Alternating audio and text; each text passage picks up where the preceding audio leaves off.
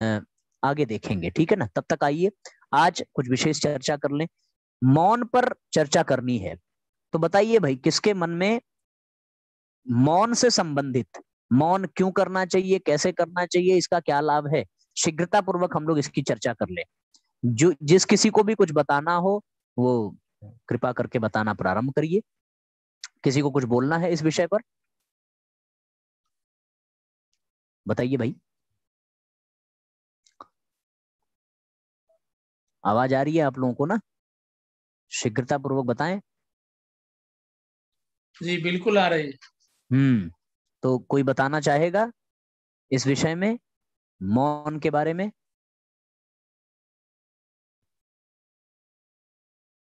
आप ही कुछ बताइए, बाकी तो घमासान होता है। हाँ भैया आप बताओ। भैया आप जी हाँ बताइए भाई साहब। जी, मैं ये कहना चाहता हूँ कि मौन व्यक्ति को अंतर्मुखी बनाता है और अपनी आंतरिक ऊर्जा को विकसित करने का एक सुअवसर प्रदान करता है, और इसमें आत्मिक बल बढ़ने का सुयोग मिलता है, और भी बहुत कुछ है। बिल्कुल बिल्कुल। लेकिन मुख्य रूप से कंक्लूडिंग मेरे दिमाग में अभी यही है, सबसे बढ़िया सूत्र यही है कि ये अंतर्मुखी बनाता है जी। बस, ये बहुत बढ़िया है, ठीक है। और कोई परिजन अपने विचार देना चाहेंगे? आंतरिक ऊर्जा को विकसित करने का हाँ भाई साहब बताइए, बोलिए बोलिए।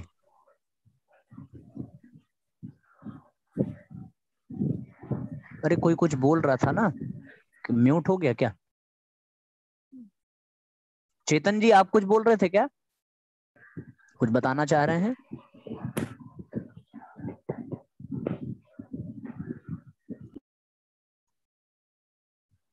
चेतन जी, किसी को बताना है, समय नष्ट न किया जाए, यदि बताना हो तो शीघ्रता पूर्वक, नहीं तो फिर आगे बढ़ा जाए। हाँ गुरुजी सॉरी। हाँ कुछ कहना है क्या? हाँ बताइए। मतलब मैंने ये अनुभव किया है कि मौन रहने से जो हमारी जो क्षमता है उस कार्य को करने की, जिसके पीछे हम लोग बहुत ही रुचि रखते हैं, तो जी। उस कार्य को करने में एक मतलब अलग ही पावर मिलता है, एनर्जी मिलती है, ऊर्जा मिलती है। बस इतना ही मेरा अनुभव। अच्छा, ठीक, बहुत बढ़िया। मतलब ये है कि जी हाँ, एक बात और जोड़ना चाहेंगे जी। गुरुदेव जी ने गायत्री महाविज्ञान के भाग 1 में लिखा है, पूज्य गुरुदेव ने पापनाशक एवं शक्तिवर्धक तपस्याओं के अंतर्गत मौन तप के महत्व को इंगित करते हुए कहा है कि मौन के शक्तियों का क्षरण रुकता है, आत्मबल संयम होता है, दिव्य तत्वों की वृद्धि होती है, चित्त एकाग्रता बढ़ती है, शांति का प्रादुर्भाव होता है तथा बहिर्मुखी वृत्तियां अंतर्मुखी होने से आत्मोन्नति का मार्ग प्रशस्त होता है। प्रतिदिन सप्ताह में अथवा मास में कोई नियत समय मौन रहने के लिए निश्चित करना चाहिए। जी ठीक, बहुत बढ़िया। तो गुरुजी ने जो लिखा आपने पूरा पढ़ के सुना दिया, बढ़िया। राम बालक सिंह बाबूजी आप भी कुछ बताना चाहेंगे क्या? गुरुजी प्रणाम। अरे तो आप तो बड़े हैं, प्रणाम मत किया करिए। जी बताइए। फिर भी आपका पोस्ट ऊंचा है। मौन का मतलब हम जो समझते हैं जी, एक तो लिटरली हुआ कि बोलना नहीं है जी। लेकिन दूसरा हम समझते हैं कि मन में कोई विचार भी नहीं आए, ये हम समझते हैं। अब है कि विचार नहीं आए तो उसके लिए क्या किया जाए। मन तो कहीं ना कहीं जाएगा जी, मन या तो बाहर जाएगा या भीतर जाएगा। जी। मन बाहर जाएगा तो कुछ बोलने का मन करेगा, कुछ विचारने का मन करेगा, स्वाभाविक है। हाँ तो अब एक है कि अब भीतर जाते हैं तो भीतर एक सांस मिलता है, जी, तो सांस का गिनती कर सकते हैं, जी। और नहीं तो कोई मंत्र जाप मौन होके कर सकते हैं। अरे बड़ा अच्छा विषय आपने उठा दिया है, आनंद आ गया। आइए अब थोड़ी सी चर्चा करें। बहुत सारी बातें एक साथ दिमाग में घूम गई। कभी कभी क्या होता है ना कि इतने विचार एक साथ आते हैं कि डर लगता है कि कोई छूट ना जाए, और सारे महत्वपूर्ण लगते हैं, तो मन करता है कि शीघ्रता पूर्वक उनको अपनी झोली में समेट लिया जाए। और जैसे क्या बोलूं मैं, जैसे कोई कंजूस होता है, उसकी अपनी सारी संपत्ति को वो बिल्कुल बिखरने नहीं देता, समेट लेता है, वैसा ही मन करता है। तो ये बड़ा अच्छी शुरुआत आपने कर दी है और बड़ा अच्छा प्रश्न किया कि भीतर हम लोगों को एक सांस ही मिलती है कि उसको गिनते रहें और विचारों से, बाहर के विचारों से मुक्त हो जाएं। वास्तव में थोड़ी सी चर्चा करेंगे और सब लोग बहुत ध्यानपूर्वक सुनते चलेंगे, आनंद आएगा जरूर। पिछली बार भी हम लोगों ने किया था, इस बार भी करें। चर्चा करने से पूर्व एक छोटा सा इसी आईडी से मैसेज आ गया है, भारत की ज्ञान, उन्होंने लिखा है भैया ने कि मौन करते वक्त आप दूसरे के अच्छाई या बुराई को ध्यान नहीं देते, बस अपने ही विचारों पर ध्यान देते हैं। ऐसा करना चाहिए पर ऐसा होता नहीं है। जब आदमी मौन हो जाता है तो उसका दिमाग और तेज चलता है और फिर मानसिकता बहुत इधर उधर भटकती रहती है। तो मौन करने से आंतरिक शक्ति प्रबल होती है, ये तो सत्य है, पर मौन अगर सही तरीके से हो तब तो। आज का व्यक्ति मौन को बस इतना ही, उसके कर्मकांड को ही हम लोग समझ लेते हैं कि मुंह बंद रखना है, और भले मुंह बंद हो पर इशारे में ही बात करते हैं। तो जब इशारों में ही बात करने पर हम बाहर की दुनिया से संपर्क में हैं, तो फिर मौन का कोई मतलब निकला नहीं। मौन का मतलब ये हो गया कि हम बाहरी दुनिया से संपर्क छोड़ करके आंतरिक दुनिया में प्रवेश करें। अच्छा, आंतरिक दुनिया में प्रवेश करें, आंतरिक दुनिया में है क्या? अगर हम अंदर की ओर प्रवेश करते हैं तो अंदर है क्या? अंदर किसके तरफ हम जाएं? कौन है जिसकी तरफ जाने पर हमें लगेगा कि हाँ यहाँ भी एक दुनिया है? तो वास्तव में साथियों, यदि गहराई से चिंतन कर लीजिए तो बाहर जो पसरा हुआ है वो संसार है, और भीतर जो पसरा हुआ है वो संसार नहीं है, वो परमात्मा है, और उसी का अंश है हमारी आत्मा। ये भीतर जाने पर हमें अपनी आत्मा से संवाद करने का अवसर प्राप्त होता है, हमें अपनी चेतना से संवाद करने का अवसर प्राप्त होता है।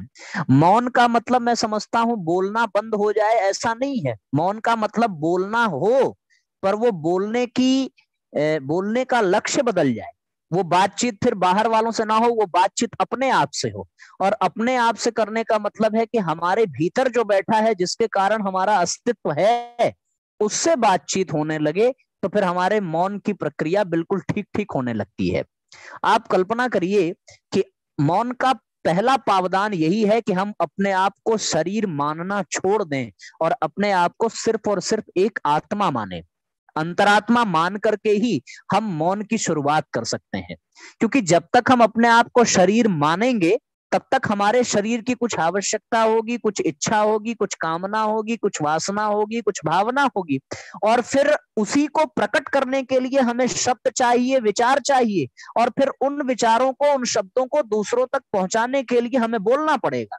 तो यहाँ पर मौन होने के लिए सर्वप्रथम पहला सिद्धांत यह होना चाहिए कि हम शरीर नहीं है। हमारा शरीर ये मात्र एक माध्यम है, एक साधन है जिसमें अंतरात्मा विद्यमान है, और उस अंतरात्मा ने इस शरीर को माध्यम बना करके अपनी यात्रा पूरी करने का निश्चय किया है। जब हम ये मान लेंगे तो हमारे शरीरगत वासनाएं, शरीरगत कामनाएं, शरीरगत इच्छाएं समाप्त हो जाएंगी, और जब शरीरगत इच्छाएं समाप्त हो जाएंगी तो फिर हमें किसी और से कुछ कहना ही नहीं पड़ेगा, क्योंकि हम दूसरों से संबंध इसीलिए रखते हैं क्योंकि हमारी शारीरिक आवश्यकताएं पूरी हो। पत्नी से संबंध रखा है शारीरिक आवश्यकता पूरी हो, माँ से संबंध रखा शारीरिक आवश्यकता के लिए, पिता से रखा, पुत्र से रखा, मित्र से रखा, इष्ट से रखा, रिश्तेदारों से रखा, किसके लिए?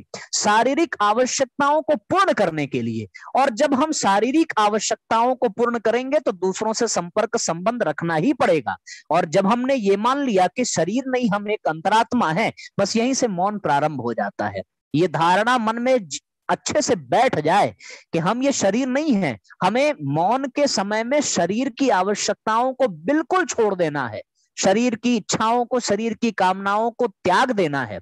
तो फिर किसकी इच्छा, किसकी कामना? फिर एक ही बच जाता है, और वो है हमारी आत्मा।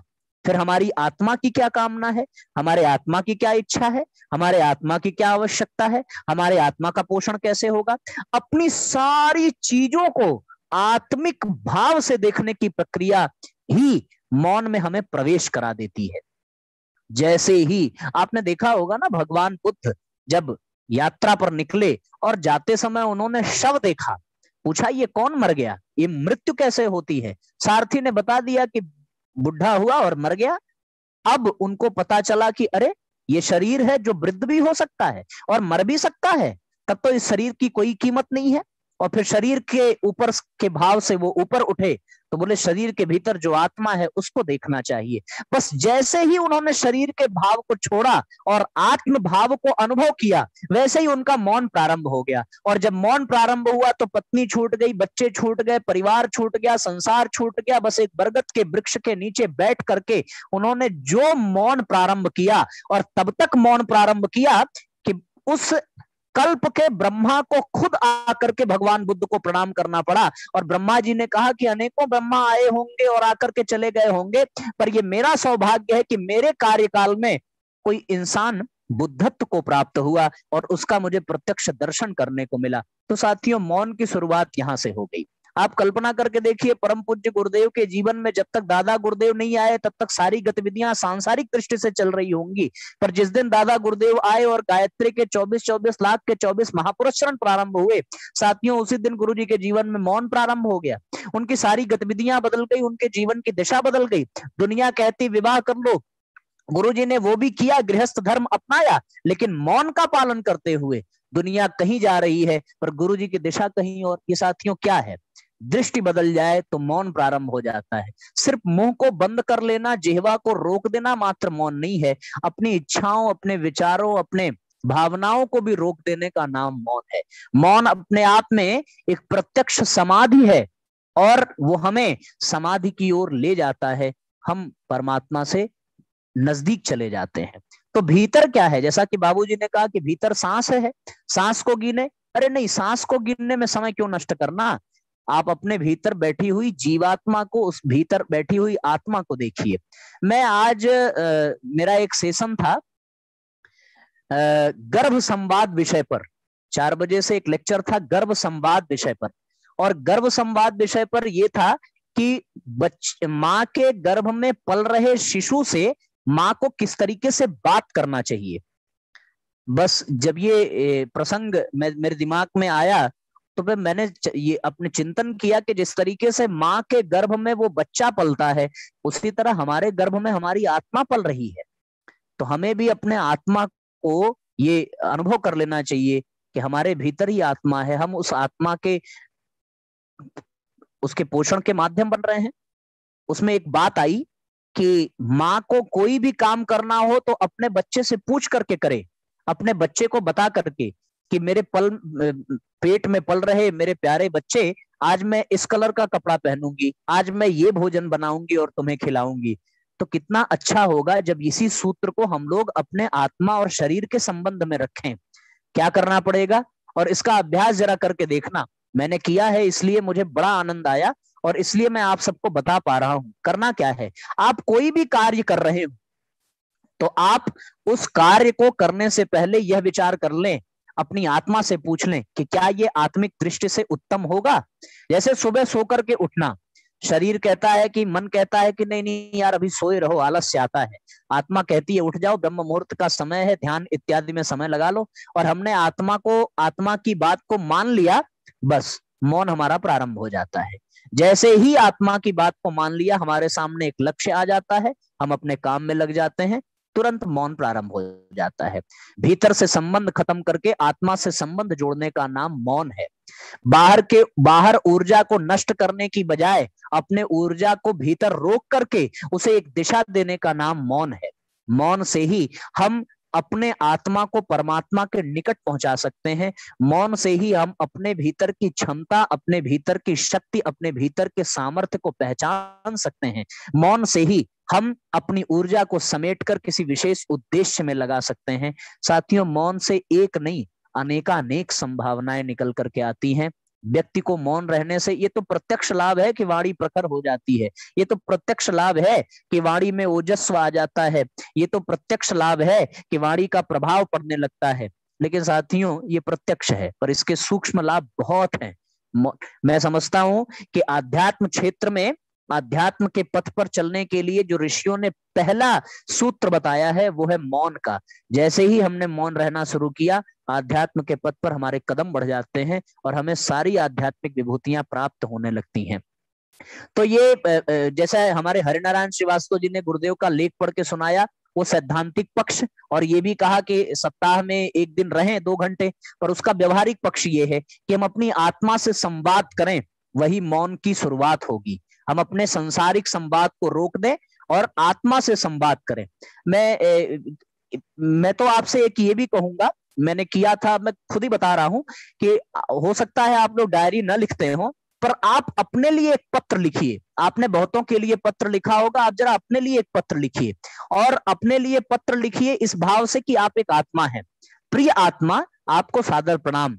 आशा है कि आप इस जीवन में इस शरीर को पाकर के बहुत प्रसन्न होंगे, और यदि नहीं प्रसन्न हैं तो हमें अपनी कमियों को बताइए, किस तरीके से हम आपको प्रसन्न रखें, आपके भोजन की क्या व्यवस्था हो। तो वो आत्मा खुद कहेगी मुझे स्वाध्याय चाहिए, वो आत्मा खुद कहेगी हमें ध्यान चाहिए, हमें गायत्री मंत्र का जप चाहिए, हमें दैनिक स्वाध्याय में जुड़ना है। आत्मा खुद बताने लगेगी, और फिर आप उसकी इच्छाओं को पूरा करिए। आपका मौन नित्य निरंतर अखंड होता चला जाएगा। और साथियों, जब आपका मौन अखंड होता चला जाएगा तो फिर उसका आपको लाभ मिलने लगेगा। इसका एक व्यवहारिक पक्ष है। आप अपनी आत्मा को पत्र लिखिए ना, एक बार बैठिए और लिखना प्रारंभ करिए अपनी आत्मा को पत्र, कि बताओ तुम कैसे हो, क्या कर रहे हो। जैसे आप किसी प्रिय मित्र को पत्र लिखते हैं, आत्मा को लिखिए।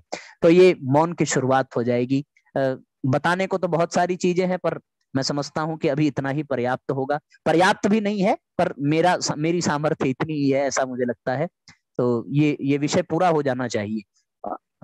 स्पष्ट हो गया सबको? किसी के मन में और कोई प्रश्न? बाबूजी आप अपनी आवाज को अनम्यूट कर लें, अनम्यूट कर लें। राम बालक सिंह जी, बाबूजी अपनी आवाज को अनम्यूट कर लें, फिर बोलें। बहुत ही अच्छा बताया भैया ने, बहुत ही अच्छा, बहुत ही अच्छा। गुरुजी मेडिटेशन से अलग हो गया है क्या? जी, मेडिटेशन से अलग हुआ? हाँ, मेडिटेशन से बिल्कुल अलग है। मेडिटेशन दूसरी चीज है, और मौन की ये प्रक्रिया दूसरी चीज है। हम लोगों ने मौन पे चर्चा की है ना, मेडिटेशन पे नहीं की है। मेडिटेशन दूसरी चीज है जी, ये प्रैक्टिकल चीज है जी। मतलब ये है कि सब लोग अक्सर ये पूछते हैं ना कि मौन के लाभ सबको पता है, मौन के सिद्धांत सबको पता है, पर मौन हम करें कैसे, क्या करें कि हम मौन कर पाए, क्या करें कि हमें मौन का लाभ मिले। मैंने उसका प्रैक्टिकल बताने का प्रयास किया है। इसमें ध्यान की चर्चा अभी हमने कोई नहीं की है। ठीक है ना? हरिनारायण श्रीवास्तव जी, भाई साहब स्पष्ट हो गया? अच्छा, आपने मैसेज भी किया है। हाँ, लेटर राइटिंग वाला तो वास्तव में बहुत गजब चीज है, आप करके देखना। मुझे बहुत आनंद आया था इसमें। लेटर राइटिंग, आत्मा को पत्र लिखना, मतलब बड़ी गजब की चीज हो गई। ये प्रयोग जरा आप सब करके देखना, उसके बाद हमें बताना, इसका गजब का आनंद है। ठीक है ना? चलिए, आज समय बड़ा लंबा हो गया, 1 घंटे का सेशन हो गया। तो अच्छी बात यह है कि हमारे सारे परिजन जितने प्रारंभ में जुड़े थे वो सब के सब अंत तक जुड़े रहे। इसका मतलब ये है कि सबको कुछ न कुछ अवश्य मिला है। तो हम लोग आज के सत्र को यहीं पे विराम करेंगे। तो किसी को कुछ कहना है? यदि कहना हो तो शीघ्रता पूर्वक बात कहें, फिर आज के सत्र को विराम दें। बताइए। मौन भाई, हम शांति कुंज में मौन किया था, लेकिन इस तरह से नहीं बताया किसी ने भी। अच्छा, तो अच्छी बात है। तो जब गुरुजी की जैसी इच्छा, जो सूत्र वो देना चाहते हैं, किसी न किसी माध्यम को बना देते हैं, और आपको मिल गया तो बहुत अच्छी बात है। तो हम सब लोगों को मौन ऐसे ही करना चाहिए। मैं ऐसे करता हूँ, इसलिए मैंने आपको बता दिया।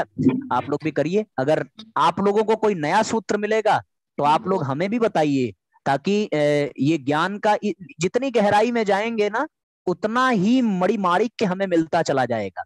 ये तो ज्ञान का सागर है। गुरुदेव के विचारों से ही हम, गुरुदेव के विचार नाव के काम के रूप में है, पनडुब्बी का काम करते हैं। गुरु जी के विचार रूपी पनडुब्बी में बैठ जाइए, ज्ञान के सागर में उतर जाइए, और फिर एक से एक मणिमाणिक के आप पाते चले जाएंगे, आनंद आ जाएगा। ठीक है ना, स्पष्ट हो गया साथियों सबको? गुरु जी एक अनुभव शेयर करना चाहूंगा। जी भैया हाँ बहुत चिंता जी अच्छा। बताइए बताइए। पहले बिंजन जी को कंप्लीट करने देते हैं, वो पहले आई थी। अच्छा कुछ कह रही थी क्या बिंजन दीदी, आप कुछ कह रही थी? हाँ भैया यही कह रहे थे, बहुत आनंद आया तो समझ लीजिए, बस बहुत अच्छा लगा, बहुत ही मजा आ गया। चलिए बहुत सुंदर है, आप लोगों को आनंद आ रहा है तो समझ लीजिए हमारा